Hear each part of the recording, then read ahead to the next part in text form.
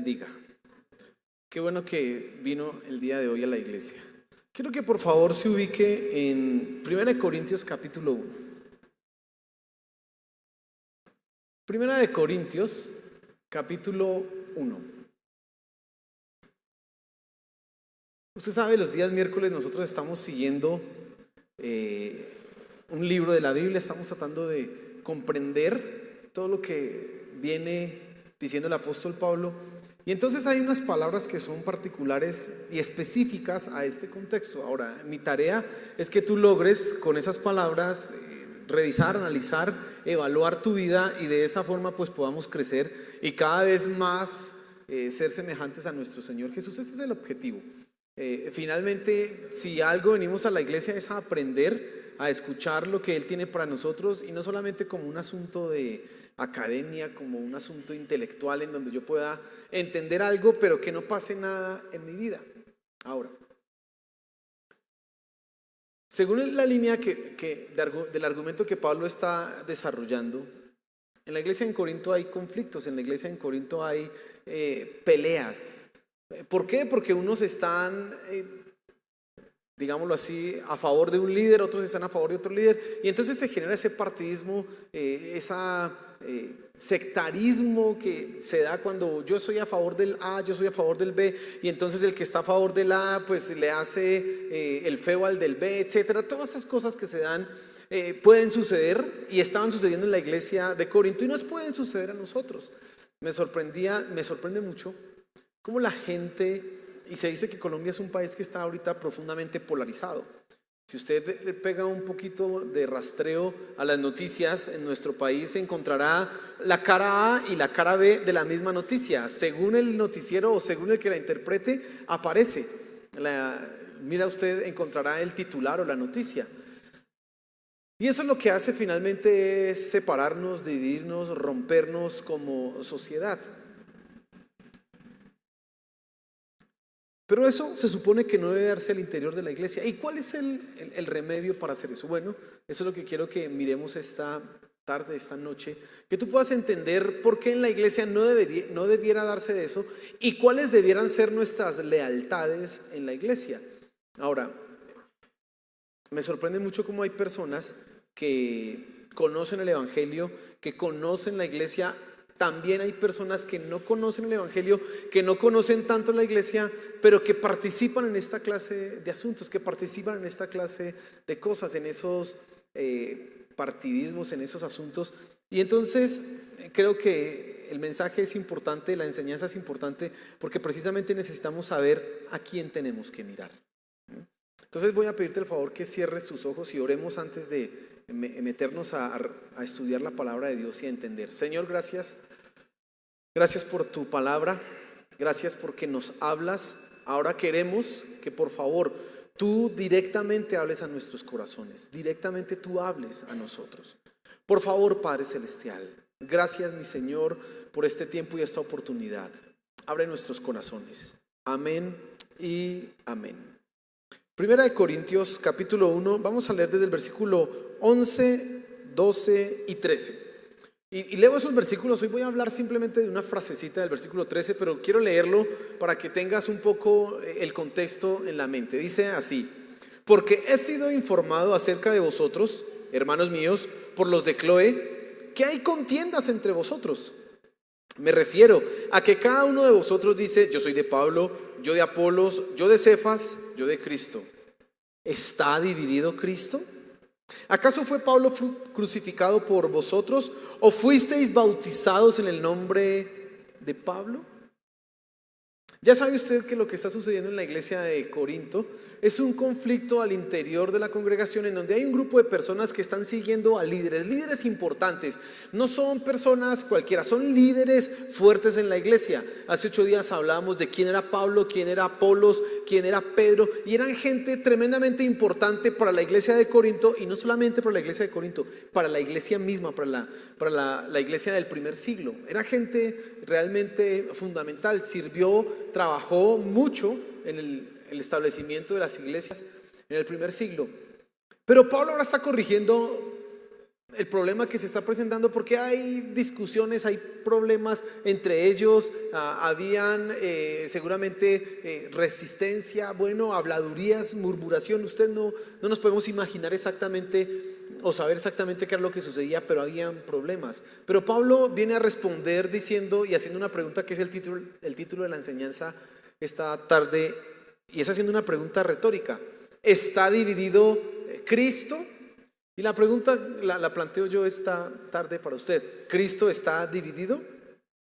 Pues no, evidentemente no. Al hacer una pregunta retórica, pues ya nosotros tenemos la respuesta en sí misma. La misma pregunta insinúa ya la respuesta: no, Cristo no está dividido. Pero exactamente qué es lo que quería decir Pablo y a dónde quería llevar a los corintios. Bueno, Pablo está tratando de solucionar ese problema de los conflictos que se dan en la iglesia en Corinto, apuntando a dos verdades, y quiero que tú le prestes atención. Hoy vamos a hablar de la primera, y a lo largo de estos miércoles más seguiremos hablando de la segunda verdad. La primera verdad es que Cristo es uno solo. Esa es la primera verdad. La segunda verdad es que los líderes de la iglesia tienen una posición y la iglesia debe saber cuál es la posición de esos líderes.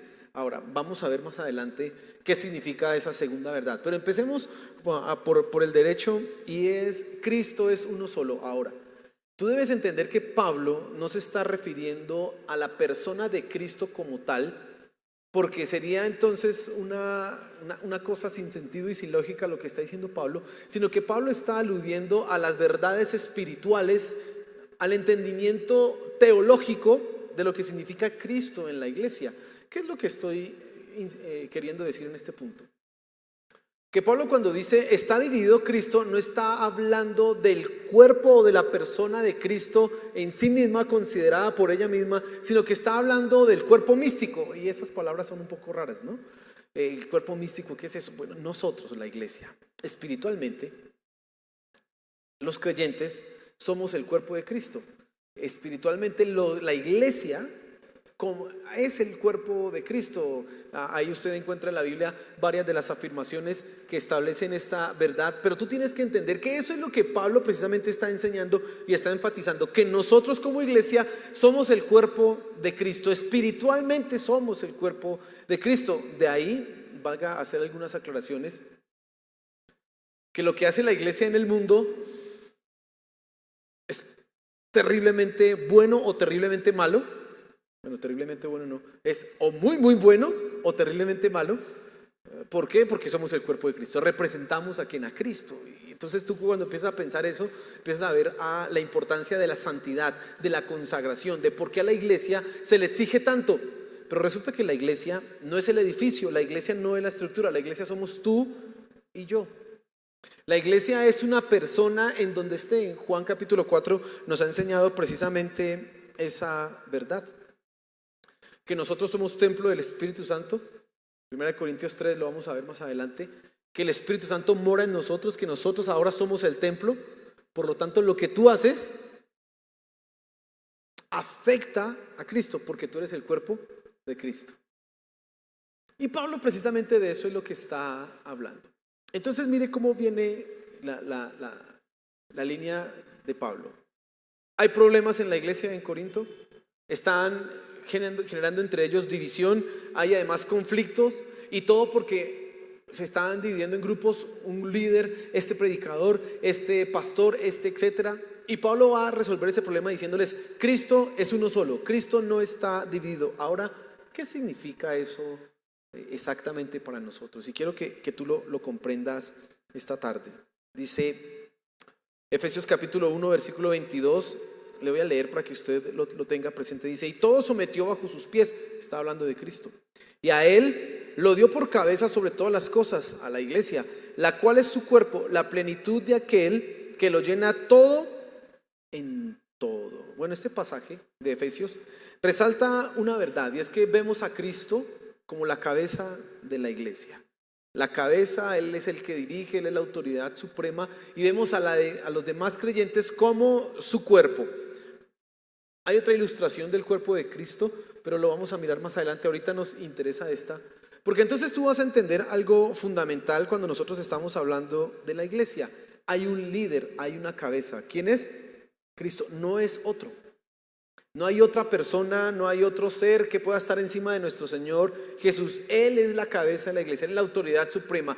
Él es el que debe ser adorado en la iglesia. Por eso nosotros debemos preocuparnos mucho porque en la iglesia nuestras canciones hablen de Cristo. Nuestra predicación sea centrada en Cristo.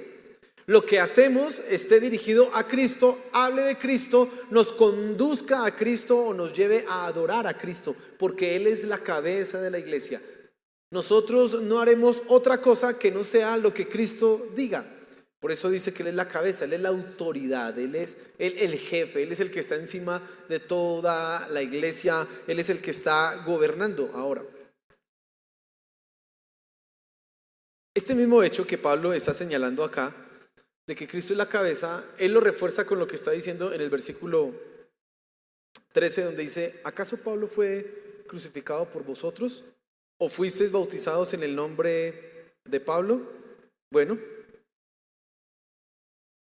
miraremos más adelante en detalle esto, pero quiero simplemente que tú tengas presente algo importante acá.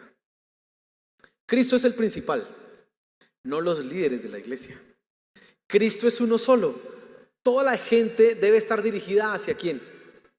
Hacia Cristo, no hacia Pablo, no hacia su predicador favorito, no hacia su pastor. Porque ¿quién murió por la iglesia? ¿Quién entregó su vida ¿quién dio su vida por ti? No el pastor, no el líder. Pablo, y está diciendo aquí: yo no he muerto por ninguno y ustedes no son bautizados en mi nombre. Digamos que si tuviéramos la oportunidad de morir por los hermanos de la iglesia, a mí me tocaría morir por todos ustedes. Eso se pone un poco complicado, nadie aceptaría este cargo. Hoy me toca morir por esa iglesia. No, yo no voy. Yo digo no, que llame el Señor a otro. No está, eso no está dado, no es así. Ni siquiera podríamos, porque somos imperfectos, no podríamos hacerlo. Morir por ti no podríamos hacerlo. Y Pablo refuerza ese entendimiento al decirles: ¿está dividido Cristo? No, Cristo es uno. No hay más sino Cristo, Él es la cabeza de la iglesia. Y nadie ha muerto por ustedes sino solo Cristo. Por lo tanto, lo irracional, lo sin sentido y lo ilógico de que en la iglesia hayan conflictos por el pastor o porque me cae bien este o no me cae bien este o aquel, etcétera, es un sinsentido completo, total y absoluto, porque solo uno ha muerto por nosotros. Las demás personas pasamos a un segundo plano. Las demás personas simplemente, y lo vamos a ver, somos colaboradores. ¿Qué hace un pastor en la iglesia? Ayudar a Cristo, pero es Cristo el fundamento, es Cristo el objetivo, es Cristo el centro de todo. Pero esta gente se le estaba olvidando, estaba pasándolo por alto. Luego dice Pablo: ¿acaso ustedes fueron bautizados en mi nombre? Eso sería una herejía. Recuerda Mateo 28, 19, dice: id a ser discípulos y bautícenlos en el nombre del Padre, del Hijo y del Espíritu Santo. Nosotros no podemos usted no puede ser bautizado en mi nombre. En el nombre de Miguel Ángel Rodríguez, el pastor de IVAC Central, lo vamos a bautizamos. No, eso sería una herejía. En el nombre de, no sé, el pastor que usted le caiga bien, te bautizamos. Eso sería una herejía, eso es contrario. Y Pablo está diciéndoles a ellos: si ustedes pelean por esas personas, es como si colocaran a esas personas al mismo estatus, al mismo nivel del Señor Jesús. Y resulta que no puede ser, porque Cristo es uno solo, es único, no está dividido. Y algo que quiero que también entiendas, que precisamente es lo que Pablo está enfatizando acá: todos los cristianos, todos los que nos llamamos hijos de Dios, todos los que nos llamamos seguidores de Cristo, que hemos entregado nuestro corazón a Él, que hemos creído en Él, que hemos creído en que Él se encarnó, vivió perfectamente, murió y resucitó, debemos tener nuestros ojos exclusivamente puestos en Él, sin ninguna división, sin ningún rival a nuestro Señor Jesús. Juan el Bautista, se ha escuchado, Juan el Bautista era el primo del Señor Jesús, y era el primo mayor como por 6 meses más o menos del Señor Jesús. Y él tuvo un ministerio profético tremendo. El Señor Jesús, hablando de Juan el Bautista, dijo que no había ninguno mayor en el reino de los cielos. De los profetas era el mayor de todos, perdón. Fue lo que dijo el Señor Jesús. Pero cuando Juan el Bautista escuchó de nuestro Señor Jesús y sus discípulos empezaron a decirle, mira que ese que tú bautizaste, Juan el Bautista, mostrando su conocimiento de Dios y su entendimiento, dijo algo que tenemos que recordar aquí esta noche. Dijo, es necesario que Él crezca y que yo mengüe. Es necesario que Él cada vez sea más conocido y yo menos conocido. ¿Y por qué dijo eso Él a sus discípulos? Pues porque los discípulos veían en Juan el Bautista un hombre que predicaba la palabra, un hombre que hablaba fuertemente, directamente decía lo que tenía que decir, era un profeta. Y aparece el Señor Jesús, también otro profeta, también otra persona con tremenda autoridad. Y entonces ellos estaban con su corazón dividido. Ellos podían fácilmente decir, queremos a Jesús, pero es que Juan, no es que Juan. Y Juan les está hablando a sus discípulos diciéndoles, es necesario que Él crezca y que yo mengüe. Yo simplemente soy el novio del esposo. Y mientras Él no estaba, yo hacía todo lo que correspondía para que Él llegara. Es decir, era como el padrino, ¿no? El que estaba organizando, bueno, se va a casar a mi amigo, ¿cómo le dicen bueno, no sé cómo le dirán aquí en Colombia? No, ese es el padrino. ¿Cómo le dicen al ahijado? Seguramente. Pero es que es muy raro porque es que el padrino de matrimonio no tiene, el compadre, esa sí es la palabra. El compadre, mi compadre quiere ir al tal lugar de luna de miel. Mi compadre quiere casarse en tal lugar. Mi compadre le gusta tal comida. A mi compadre le gustaría que en la noche de bodas esté esto y esto y esto. Eso es lo que hizo Juan el Bautista. Pero él dice, una vez que llegó el novio, ¿yo qué más hago ahí? Pues me voy, ya organicé todo para que él se case y no puedo seguir ahí haciendo el martercio. Básicamente lo que está diciendo Juan el Bautista. Y ese entendimiento tú y yo tenemos que tenerlo y tenían que tener los corintios. Oiga, es que Cristo es uno solo y tú tienes que tener tu mente en Cristo. Y tú que eres hijo de Dios, que has creído en Él, no puedes tener tu corazón dividido. Es Cristo. Punto. Y se coloca el mismo como ejemplo de colaboración y ejemplo de posición con respecto al liderazgo. Yo no he hecho nada por ustedes, yo no morí por ustedes, ustedes no fueron bautizados en mi nombre, así que es solamente Cristo. Cristo es el centro, hermano. Cristo es lo más importante. Cristo es a quien nosotros debemos dirigirnos en la iglesia. Es a Él. Ahora hay un defecto, ¿no? Los seres humanos tenemos, bueno, y también Dios mismo nos ha hecho así, de esa forma, influenciables. Y miramos las personas que nos enseñan. Nos hacemos de modelos. Ahora, ¿está mal? No.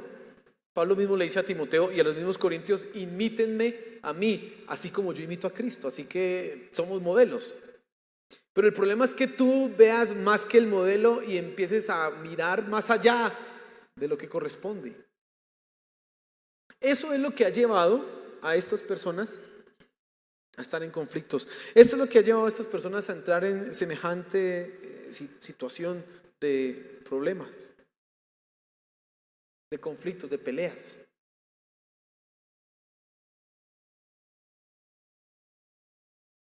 Yo quiero que tú pienses un momento en algo. Esta semana, no, hace como 2 semanas, se escuchó la noticia terrible de bueno, si usted mira noticias cristianas, pues sabrá. Pero un pastor de 73 años, un muy buen predicador realmente, confesó un pecado de relaciones sexuales inapropiadas, adulterio.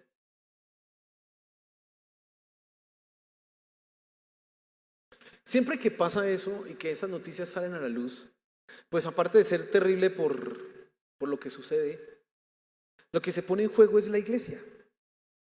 Lo que se pone en juego es las mismas personas desde varias perspectivas.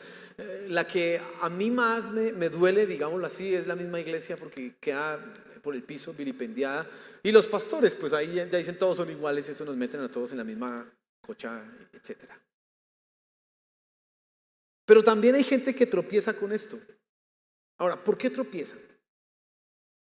¿Por qué tropieza una persona cuando ve que su pastor o su mentor o su líder ha caído? Bueno, por dos razones. Porque nosotros, aunque sabemos que Cristo nuestro Señor es el modelo al que debemos seguir, en realidad no lo estamos viendo aquí. Y yo estoy escuchando directamente el mensaje de una persona que ha caminado y tiene más experiencia y me está diciendo: tú puedes, vamos, adelante. Y cuando esa persona fracasa o cae, lo que se pone en duda en mi corazón, en tu corazón, es la veracidad de todo aquello que has escuchado, de todo aquello que has recibido. No es otra cosa lo que sucede. Por eso mucha gente ha dejado de ir a una iglesia porque vieron de malos manejos o de pecados o quién sabe qué cosas raras vieron por allá, y entonces pues quedaron escandalizados y tan decepcionados quedaron que dudaron del evangelio y dijeron: ah, eso es mentira. Mire si el que nos predicaba. Pero generalmente esa misma gente que fracasa cuando un líder cae es la misma que estuvo dispuesta a blandir sus espadas para defenderlo. Es la misma que estuvo dispuesta a decir: es que solamente si él me predica yo recibo bendición. Es que él es el único ungido. Es que solamente si él me habla yo voy a recibir la bendición o la unción. Es que yo solamente he crecido cuando él me ha enseñado. ¿Por qué? Porque esa persona en realidad empieza a dividir su corazón, y lo que es únicamente para Cristo, su corazón para Cristo, ahora le pertenece a otra persona. Ya no tiene a Cristo en el centro. Ya él no es lo único importante, sino que se convierte en alguien importante, o su líder, o su pastor, o su mentor. Bueno, esto difiere mucho, su pareja, etcétera. Es el que me lleva a la iglesia, es el que me ha enseñado, es el que me ha mostrado, es el que, ay, tan lindo, es que no, yo he sido tan bendecido. Y tenemos que honrar a los que nos dicen Gálatas, que nosotros tenemos que honrar a los que nos enseñan la palabra. Hebreos también dice exactamente lo mismo, dice: acordaos de vuestros pastores, dice, y obedecedles para que hagan la labor con alegría, dice el libro de Hebreos. Pero bajo ninguna circunstancia tú puedes permitir que en tu corazón eso te lleve a convertir a ese líder o a ese pastor o a esa persona en un rival para nuestro Señor Jesús. Eso no puede pasar.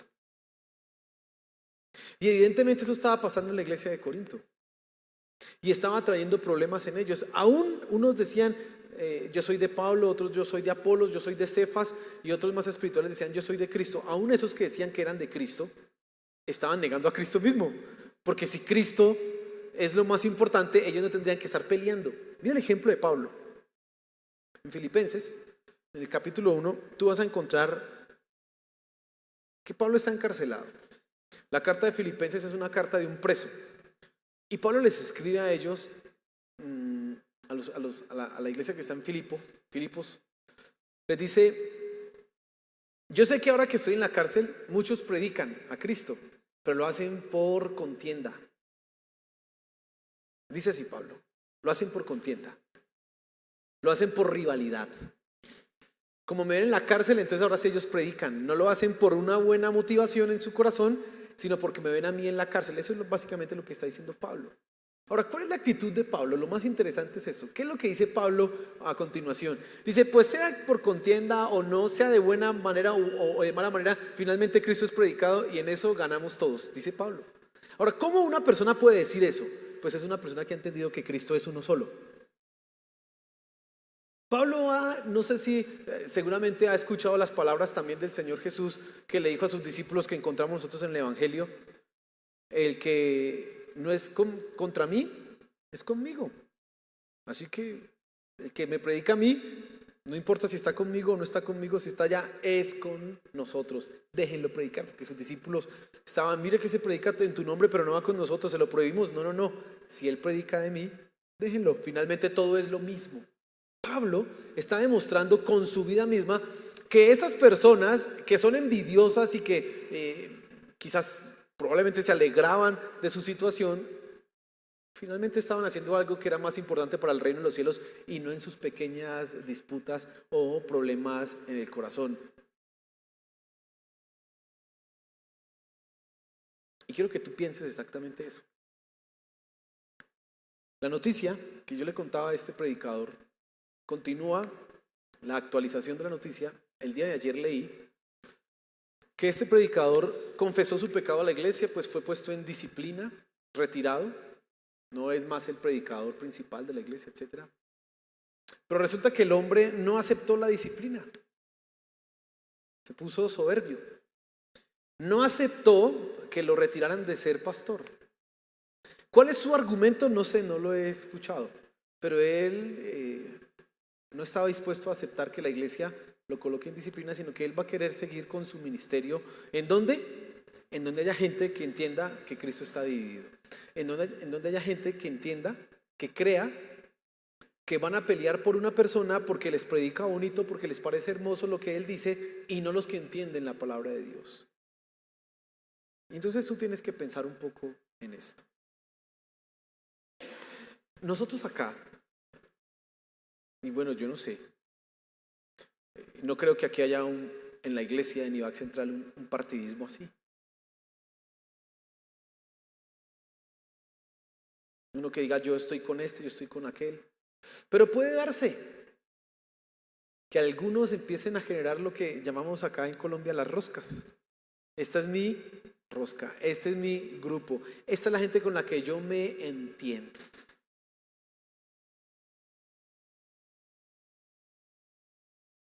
Roscas podemos pensar que hayan afuera, pero aquí no. Acá no. Porque todos entendemos que somos uno en Cristo y Él no está dividido, por lo tanto debemos funcionar en esa idea.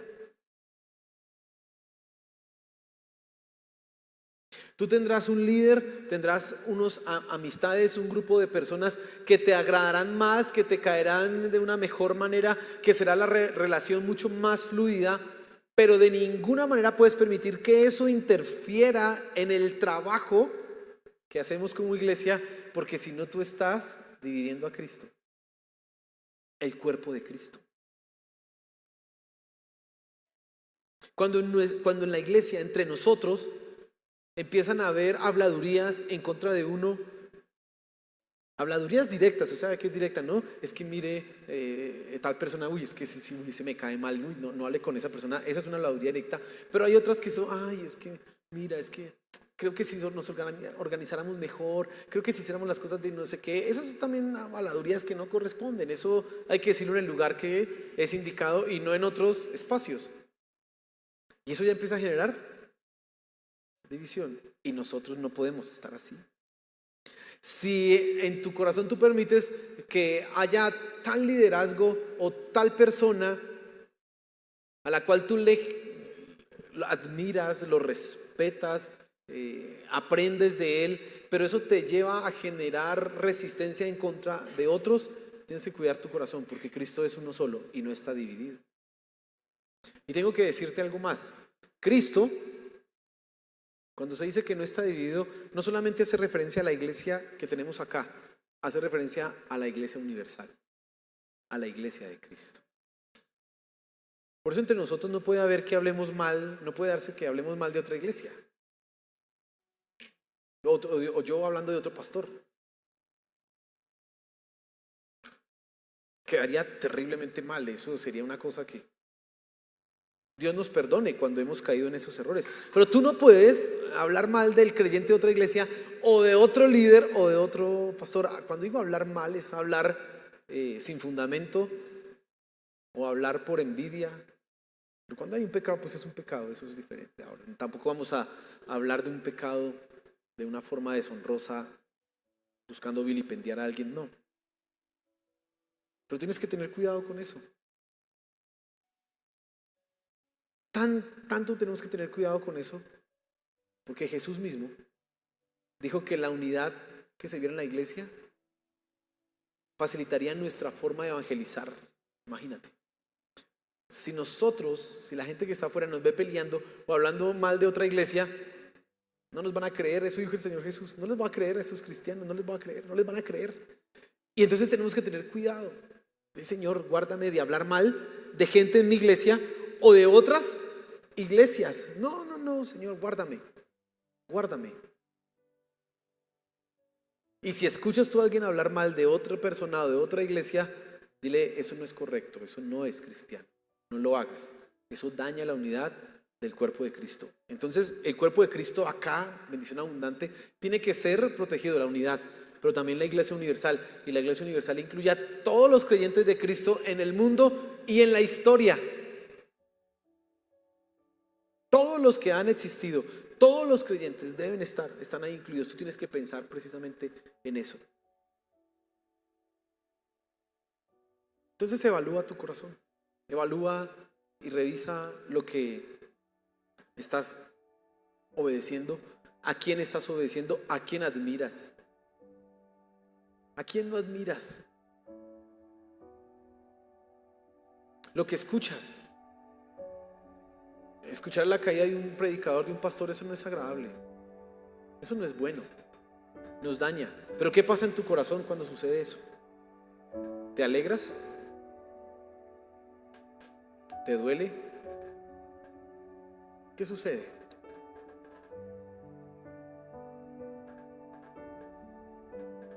¿Por qué vienes a la iglesia?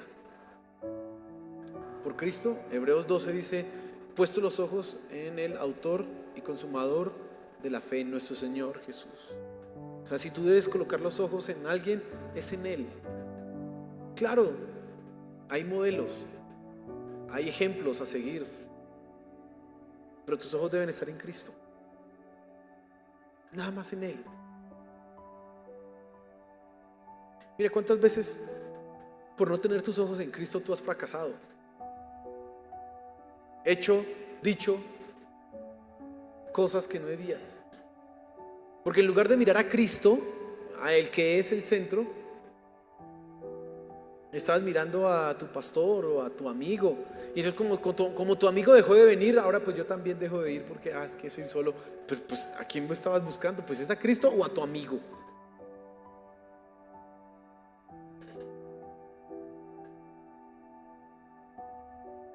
¿Qué pasaría si tu pastor fracasara, cayera? ¿Se acabaría la iglesia? No puede acabarse, debe seguir adelante, porque tú debes tener los ojos en quién, en Cristo. Lamentar, dolerte, claro. Sufrir, sí, pero acabarse la iglesia no puede acabarse. Pero probablemente has permitido que tu vida, has permitido que tu vida espiritual, tu fe, esté más basada en un amigo, en una persona. Ahora, tú que eres un modelo para muchas personas, diles la verdad. Cuando digo diles la verdad, diles yo no soy el importante es Cristo. Es Él. Yo estoy para ayudarte, para servirte, pero lo importante es Él. Búscalo a Él. Y con eso, nosotros estaremos evitando precisamente llegar a discusiones, conflictos al interior de la iglesia. Gente que le parece que este predica bonito, no, este predica más hermoso, este sí, este más chévere. Nos vamos a evitar esos líos. Este es mejor líder, este no, eso no debe ser así. Porque cuando tú tienes los ojos en Cristo, todo adquiere el orden, Él es la cabeza. Y debes hacerlo así, debes pensarlo de esa manera. Cierra tus ojos, por favor. Padre, gracias por tu palabra esta tarde. Entendemos que eres tú el centro, entendemos que eres tú la razón de que estemos acá. Si existe una iglesia, es porque tú, Señor Jesús, tú lo hiciste posible, tú la diriges, tú la gobiernas. Y entonces, Señor, que podamos mirarte solamente a ti, que podamos contemplarte a ti, directamente a ti, mi Señor. Por favor, te lo suplicamos, que podamos solamente mirarte a ti, única y exclusivamente a ti, mi Señor. Te lo pedimos. Que aunque sabemos que hay modelos, que aunque sabemos que hay personas que nos pueden servir, nos pueden ayudar, guiar, eres tú el principal. Y entonces que nuestros ojos estén en ti, Señor. Guarda nuestros corazones y nuestros labios de hablar mal. Te lo suplicamos. Por favor, Señor, guárdanos. Guárdanos. Te lo suplicamos. Gracias porque hoy podemos escuchar tu palabra, Señor, y ser instruidos en ella. Gracias, mi Señor Jesús. Gracias. Amén y amén.